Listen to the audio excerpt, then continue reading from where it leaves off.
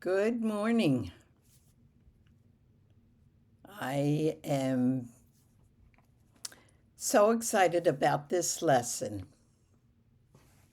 and I am trusting the Lord to get to you what has excited me about this. I'm going to teach you a new technique today, and it is about sandwiches. Yes, sandwiches.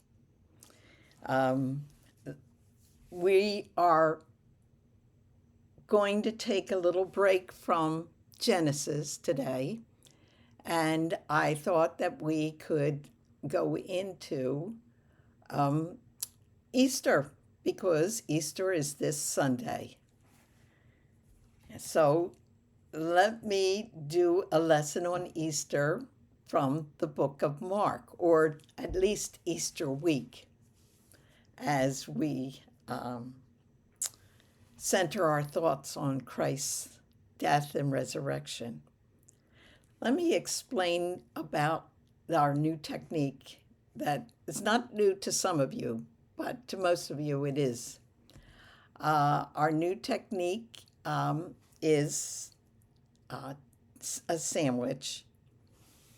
Now, you know what a sandwich is. We have the first slice of bread, and then the lunch meat, lettuce, tomato, cheese comes in next.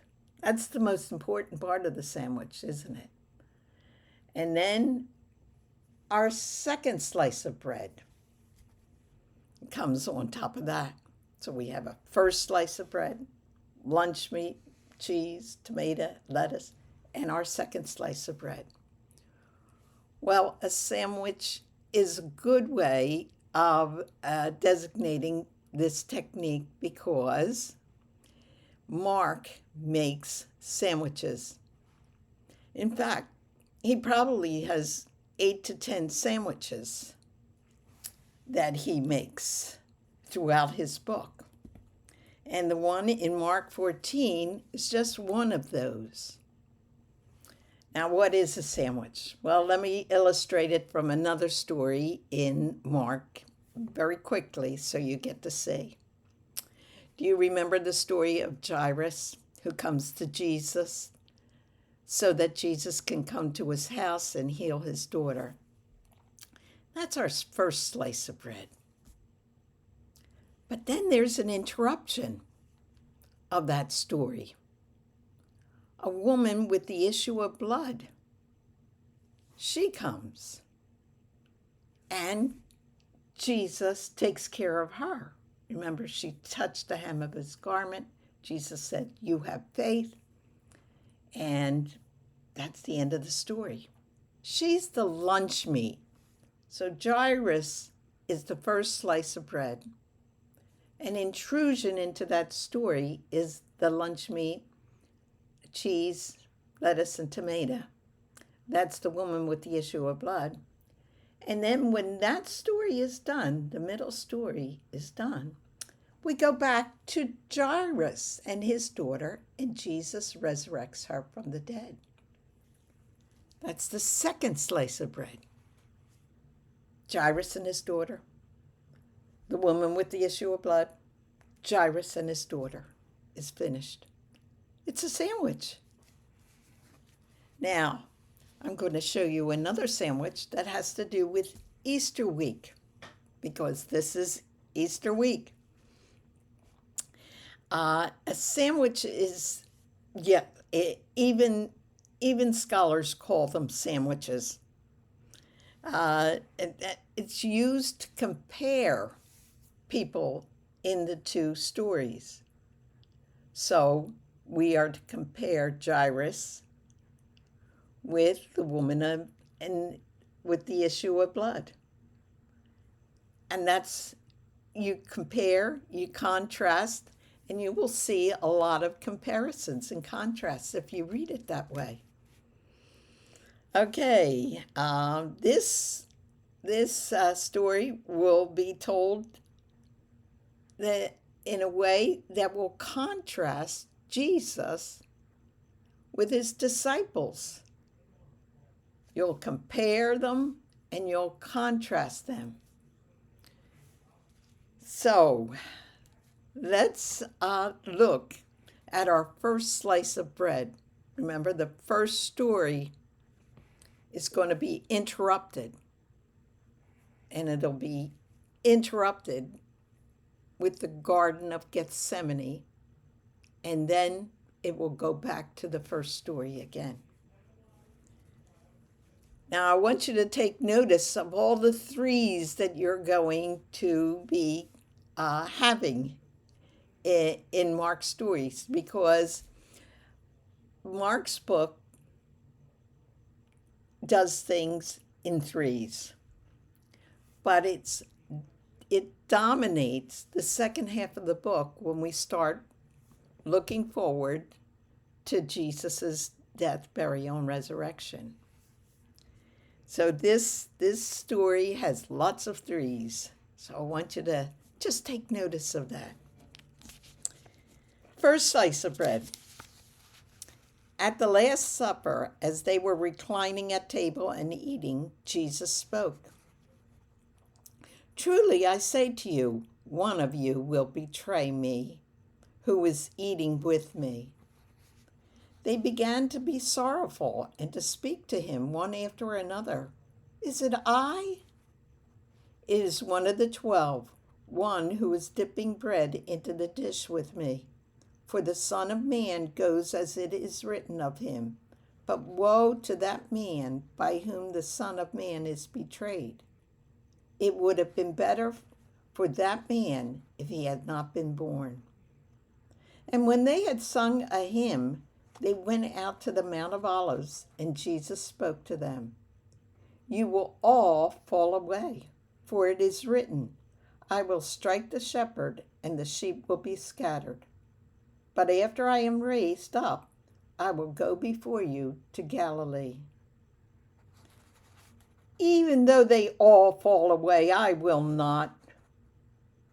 Truly, I tell you, this very night before the rooster crows twice, you, Peter, will deny me 3 times. But Peter spoke emphatically. If I must die with you, I will not deny you. And they all said the same. Okay. We have this part of the story, and we have sentences here in bold print. What would you call each of these sentences in bold print? I'm going to give you a little bit of time.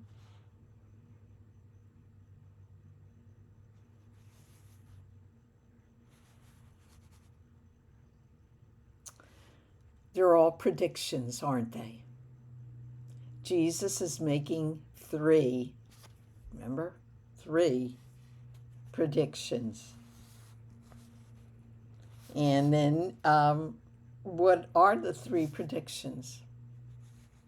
Well, the first one is, one of you will betray me, one who is eating with me. The second is, you will all fall away, for it is written, I will strike the shepherd, and the sheep will be scattered. And then the third prediction, truly I tell you, this very night before the rooster crows, twice you will deny me 3 times. 3 predictions are 3s. Yep. And who are they each about? Well, let's look at the first one. One of you will betray me. And who is that going to be? Well, we know it's Judas, don't we? But one of you will betray me. The second is about, well, here it says, you will all fall away. It's about all of them. They're all going to fall away. And then the third, Truly, I tell you, this very night, before the rooster crows twice, you will deny me 3 times. And that's about Peter, isn't it? And notice the order. The first one is about the betrayal done by Judas. The second one is they will all fall away. And the third one is about Peter. He will deny him 3 times. Okay? So we got the first slice of bread. 3 predictions. Now, the sandwich. The lunch meat, with lettuce, tomato, cheese. Okay? I want you to circle watch. And in a minute, I'll give you another word to circle. You can choose one of the 2. Or you can do them both if you think you can handle that. I can't handle that. I have to have one at a time. The narrator says, and they went to a place called Gethsemane, and Jesus spoke to his disciples, sit here while I pray. Now I want you to start, not with that pray, but I want you to start circling prayer. Pray. Because this is when it starts. Things,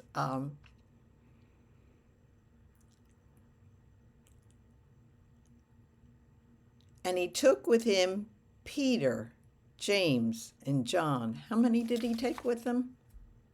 Peter, James, John. 3. There's our 3s. And began to be greatly distressed and troubled. And he spoke to them, my soul is very sorrowful, even to death. Can you imagine being so sorrowful that you're on the point of death? Remain here and watch. Okay, I want you to circle watch, which can be translated stay awake. And I like that translation better because that's exactly apropos to this story. Okay, so circle watch and pray. And going a little farther, he fell on the ground and prayed that if it were possible, the hour might pass from him. Abba, Father, all things are possible for you. Remove this cup from me, yet not what I will, but what you will. And he came and found them sleeping. And he spoke to Peter, Simon, are you asleep? Could you not watch or stay awake 1 hour? Watch or stay awake and pray that you, now listen to these words, may not enter into temptation. The spirit indeed is willing, but the flesh is weak. Why are we to pray? So that we're not led into temptation. What is Jesus doing? He's praying, isn't he? What is his temptation? Well, you think about that. And again, he went away and prayed, saying the same words. And again he came and found them sleeping, for their eyes were very heavy, and they did not know what to answer him. And he came a 3rd time, because he prayed a 3rd time, and spoke to them. Are you still sleeping and taking your rest? It is enough. The hour has come. The Son of Man is betrayed into the hands of sinners. Rise, let us be going. See, my betrayer is at hand. Doesn't name him. His betrayer is at hand. How many times did Jesus pray? 3 times. How many times did he confront his disciples? 3 times.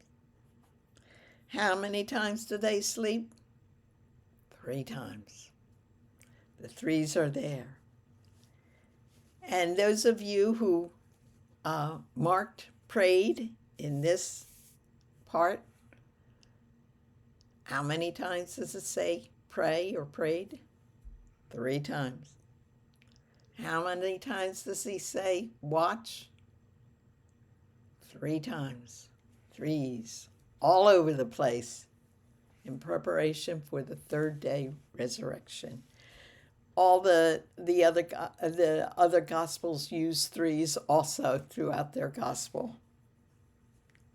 The second slice of bread, the fulfillment of the predictions. The first slice of bread, the first slice of bread was the 3 predictions.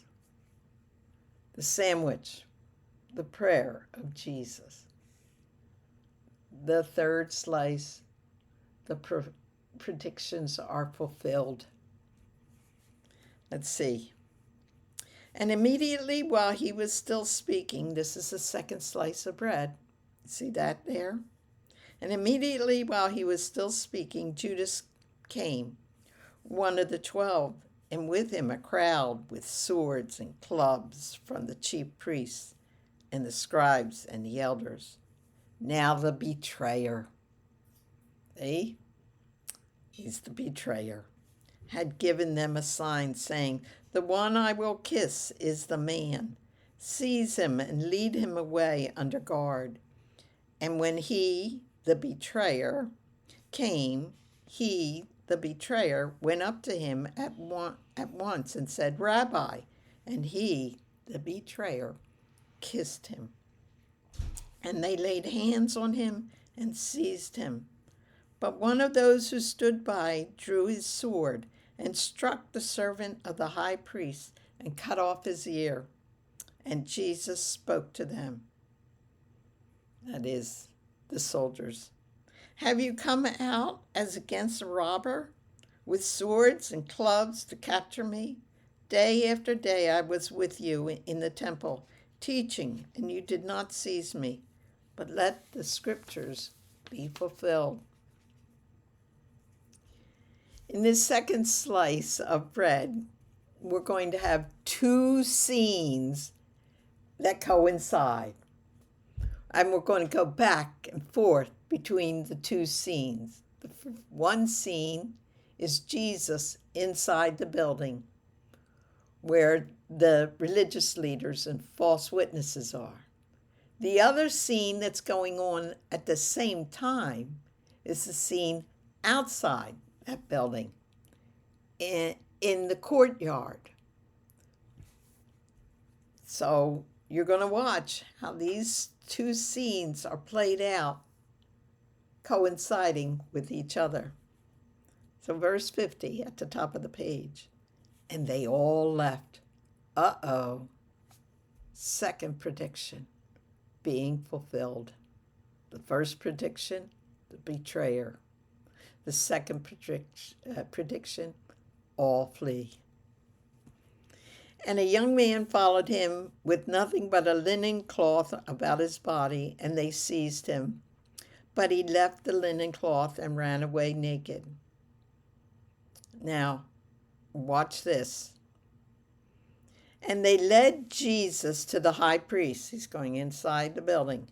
And all the chief priests and the elders and the scribes came together. That's on the inside of the building. At the same time. And Peter had followed him at a distance right into the courtyard of the high priest. They're happening at the same time. And he was sitting with the guards and warming himself at the fire. Now the chief priests and the whole council were seeking testimony against Jesus to put him to death, but they found none. For many bore false witness against him, but their testimony did not agree. And some stood up and bore false witness against him, spoke, "We heard him say, 'I will destroy this temple that is made with hands, and in 3 days I will build another not made with hands.'" Yet even about this testimony did not agree. And the high priest stood up in the midst and spoke to Jesus. "Have you no answer to make? What is it that these men testify against you?" But Jesus remained silent and made no answer. Again the high priest spoke to him, "Are you the Christ or Messiah, the Son of the Blessed?" "I am, and you will see the Son of Man seated at the right hand of power and coming with the clouds of heaven." He is taking that from the book of Daniel. And the high priest tore his garments and spoke, "What further witness do we need? You have heard his blasphemy. What is your decision?" And they all condemned him as deserving death, and some began to spit on him and to cover his face and strike him, saying to him, "Prophesy!" And the guards received him with blows. And as Peter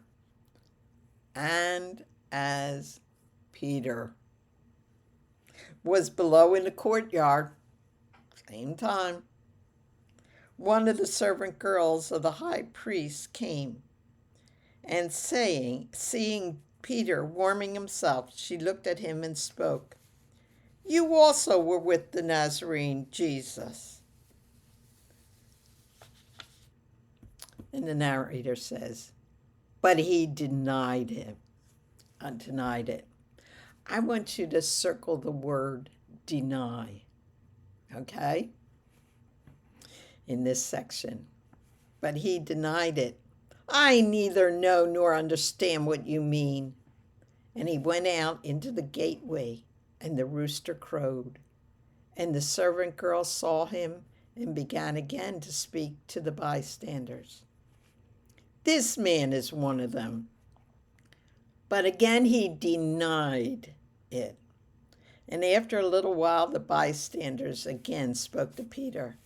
"Certainly you are one of them, for you are a Galilean." But he began to invoke a curse on himself and to swear, "I do not know this man of whom you speak." And immediately the rooster crowed a second time, and Peter remembered how Jesus had said to him, "Before the rooster crows twice, you will deny me 3 times. And he broke down and wept. How many times does it say deny in this passage? 3 times. How many, what order are the predictions fulfilled? In the same order that Jesus gave in our first slice of bread. One would betray him, all would flee, Peter would deny. You see that? Okay, so we have the 3 predictions fulfilled. And what is this all about? This sandwich? Well, remember we said the characters on the outside are being compared, contrasted with the character or characters in the inside of the sandwich. In other words, Jesus is going to be compared with and contrasted with the disciples. And if we think about that, in what big way are they being contrasted? I'm going to give you time to think about it. If you want to think about it more or jot down some things, go right ahead. Put it on pause and think about it. Well, faithfulness. Yeah. Jesus, despite the horror of what he is facing, is faithful to his Father. But the disciples are unfaithful to Jesus. See that? Take a moment to think about that. Are you like the disciples? Are you like Jesus? How many times did Peter not pray? 3 times. Why was he to pray? So that he would not enter into temptation. How many times was Peter tempted to deny Jesus? 3 times. It's not that the author is telling us pray 3 times and you'll be able to defeat temptation. Now the author is telling us, trying to link together temptation and how we defeat it, and it's defeated through prayer. Maybe not one prayer. Maybe you have to pray daily. I know that there are certain sins in my life that I have to pray daily about, and sincerely and passionately. In fact, it ought to be as passionate a prayer as Jesus' prayer was to his Father. You should be so sincere about this prayer that it becomes passionate, like Jesus' prayer. So, how many times did Peter fail? 3 times.